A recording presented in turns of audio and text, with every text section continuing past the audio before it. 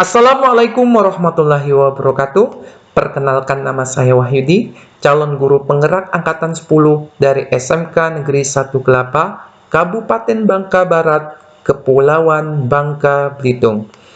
Pada kesempatan ini saya akan menjabarkan eksplorasi pemahaman konsep mengenai pemikiran Ki Hajar Dewantara.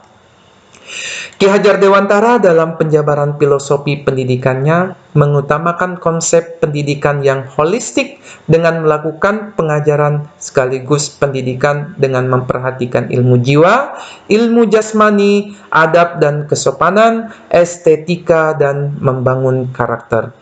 Ki Hajar Dewantara membedakan kata pengajaran dan pendidikan dalam memahami arti dan tujuan pendidikan. Pengajaran adalah bagian dari pendidikan di mana pendidik memberikan ilmu atau berfaedah untuk kecakapan hidup anak lahir dan batin. Sedangkan pendidikan memberikan tuntunan terhadap segala kodrat yang ada pada anak-anak agar mereka dapat mencapai keselamatan dan kebahagiaan yang setinggi-tingginya baik sebagai manusia maupun sebagai anggota masyarakat. Oleh sebab itu, pendidik hanya dapat menuntun tumbuh atau hidupnya kekuatan kodrat yang ada pada anak, tanpa ada intervensi dari pendidik agar dapat memperbaiki tingkah lakunya, bukan dasarnya. Dengan kata lain, seorang anak diharapkan mampu tumbuh dengan baik di zaman milenial ini, namun tidak juga tercabut dari akar kebudayaannya. Ki Hajar Dewantara menjelaskan bahwa pendidik sejatinya memperhatikan kodrat alam dan kodrat zaman anak dalam proses pendidikannya. Kodrat alam adalah kondisi lingkungan di mana anak didik itu berada, baik kultur ataupun budaya maupun kondisi geografisnya.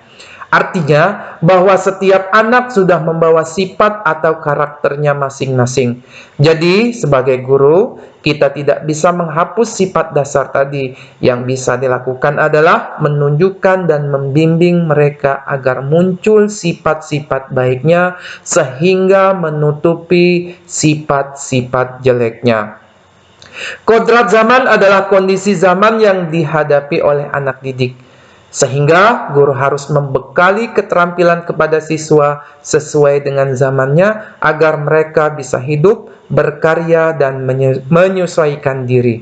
Dalam konteks pembelajaran sekarang, guru harus membekali siswa dengan kecakapan abad 21 era 4.0.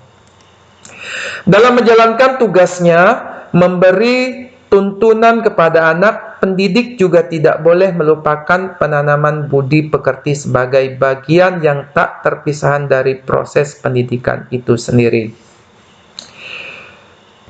Budi pekerti sebagai modal dasar kebahagiaan yang berperi kemanusiaan serta disebut sebagai kunci untuk mencapai keselarasan dan keseimbangan hidup.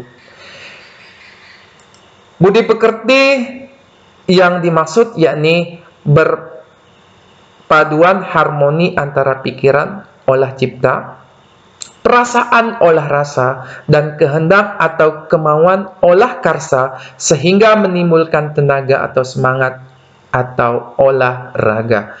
Sehingga ketika anak menemukan berbagai hal baru pada zamannya, budi pekerti menjadi filter untuk tetap menjaga kodrat alamnya.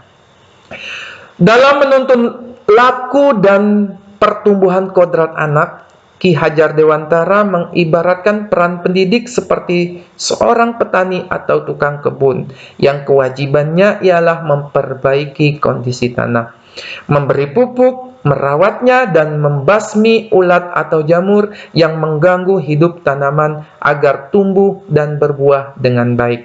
Tentu saja beda tanaman, beda perlakuannya.